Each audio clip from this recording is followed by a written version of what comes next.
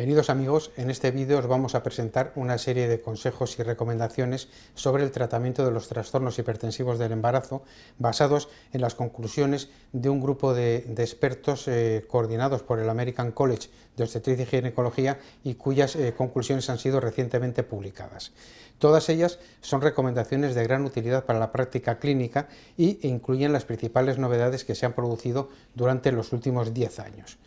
El grupo de trabajo señala textualmente una serie de modificaciones de gran importancia y probablemente dos de los mayores cambios que se han producido en el manejo de los trastornos hipertensivos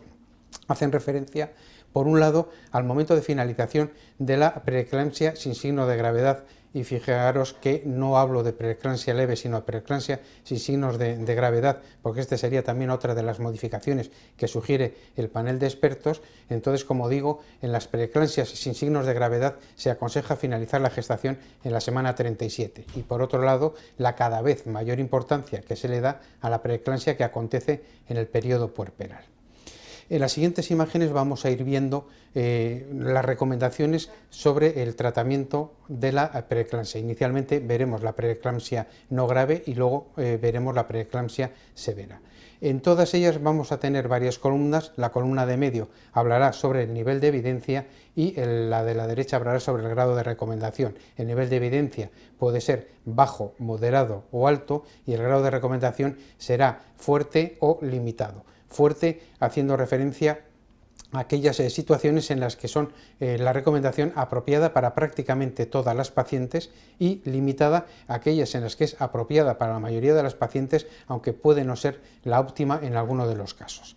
Centrándonos ahora en la preeclampsia leve, recordar que no va a ser necesario el tratamiento hipotensor si la tensión no alcanza los niveles de gravedad, es decir, tensiones por debajo de 160 en la sistólica o debajo de 110 en la diastólica no requieren tratamiento hipotensor. Estas van a ser situaciones en las que es suficiente el manejo expectante, con un control de la madre y un control del feto. Para el control de la madre suele ser suficiente la toma de tensión 2 veces por semana y un control analítico 1 por semana, y desde el punto de vista fetal es importante la realización del control ecográfico del desarrollo fetal por un lado, y por otro lado el control del bienestar fetal con los métodos habituales de control, métodos al que habrá que añadir el estudio Doppler fetal si a la preeclampsia se asocia un CIR. Y aunque el nivel de evidencia es bajo y el grado de recomendación limitado, no es preciso un reposo estricto en cama. Recordar que estamos hablando de una preeclampsia no severa, y tampoco es necesario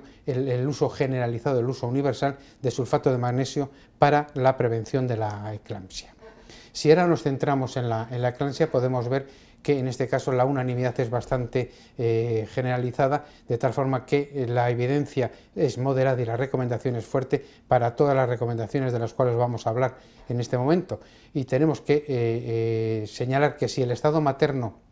y fetal es inestable, con independencia de la edad de gestación, se termine la gestación, y esta es la recomendación, tan pronto como hayamos estabilizado el estado materno. Por el contrario, si el estado materno y fetal es estable y estamos antes de las 34 semanas, la recomendación sería continuar la gestación hasta la semana 34. Al contrario, si la preeclampsia severa aparece antes de la viabilidad fetal, no se recomienda el tratamiento expectante, y lo que se recomienda sería una estabilización materna inicial y la finalización de la gestación una vez estabilizada la madre. Recordar una vez más que si la tensión supera o iguala los 160 milímetros de mercurio en la sistólica o los 110 en la diastólica, es necesario la utilización de medicación hipotensora.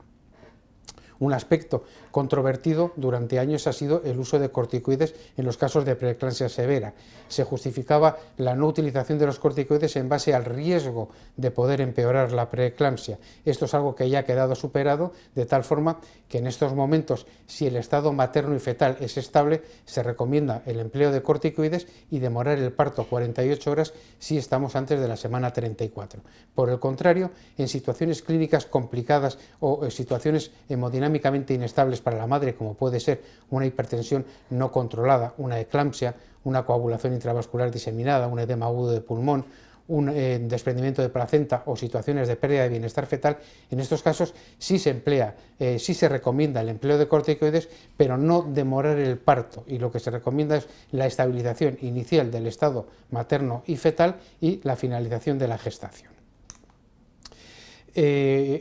Para el tratamiento de la preeclampsia severa, aunque también sería válido para la preeclampsia leve, para la elección del tipo de parto se recomienda la utilización de diferentes parámetros, como pueden ser la edad de gestación, el tipo de presentación, el estado cervical y las condiciones maternas fetales.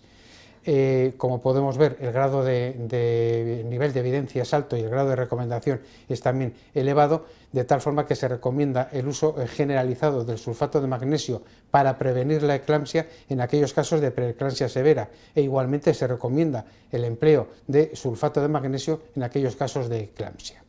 Y aunque el nivel de evidencia es bajo y pueda ser de utilidad en determinadas mujeres, en general no se precisa la monitorización hemodinámica invasiva en todas las mujeres con preeclampsia severa. Hemos visto antes la importancia o la cada vez mayor importancia que le damos a la hipertensión que acontece durante el puerperio, de tal forma que en aquellas mujeres que hayan tenido una hipertensión gestacional o hayan tenido una preeclampsia, se sugiere el control de la tensión arterial durante los 2-3 primeros días y un nuevo control de tensión al de 7-10 días o antes si aparece clínica. Igualmente, si aparece una hipertensión severa o aparece una hipertensión con cefalea o con alteraciones visuales, se sugiere el empleo de sulfato de magnesio. Y durante el puerperio es importante también conocer que el límite de gravedad de la tensión no está en 160 y 110 como durante el embarazo, sino que en este caso tensiones iguales o superiores a 150 en la tensión sistólica o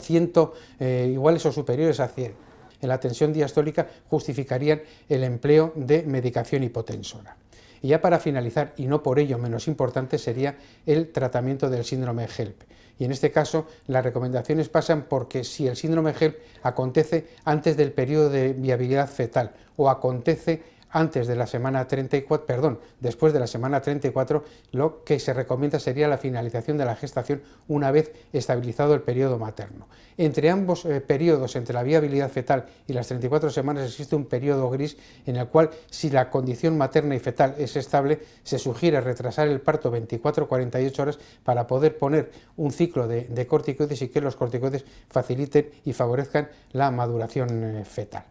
Espero que estas recomendaciones y estos consejos que os acabo de mencionar os sean de utilidad para el manejo de los trastornos hipertensivos del embarazo, trastornos que, como todos conocemos, son bastante frecuentes y además tienen una elevada morbimortalidad. Para cualquier consulta que queráis hacer o para completar los datos que os acabo de presentar, podéis recurrir a la publicación original en la cita que aparece en la parte de abajo de las diapositivas que acabamos de ver. Nada más, muchas gracias.